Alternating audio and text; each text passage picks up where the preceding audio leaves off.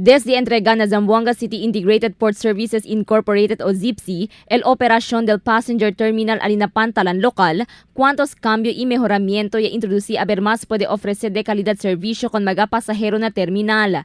Ese día durante el visita del News Team, observando que opera ya el nuevo X-ray machine na entrada del terminal. Hindi na manual o mano-mano el chequeada con mga bagahe, que más ventaja para asegurar que no hay cosa contrabando el tasigi na mga cargamento. Según con el oficial encargado del terminal Jenny Quiñanola, y establece también un clínica completo de mga medical equipments. Y arregla también con el prayer room na lugar donde puede rezar mga hermano y hermana muslim. Tiene kita improvements na facilities aquí adentro. Una tiene kita clinic, kabar, tiene kita available wheelchairs, stretchers, and any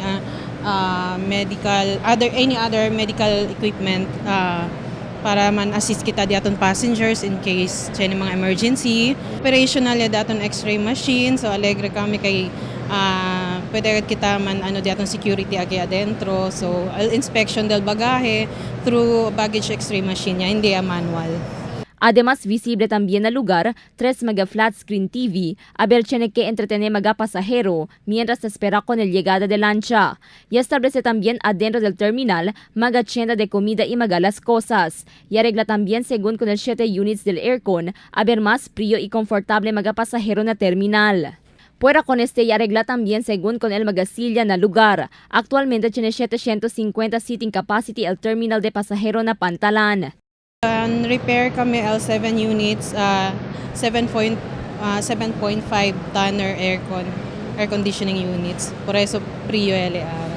Fuera na seguridad dal el PNP, visible también según cada día el personajes desde el Maritime Police y Philippine Coast Guard.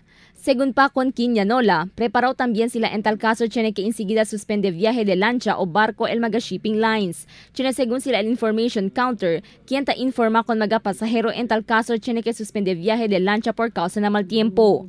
Crystal Almonía, Dateline Zamboanga.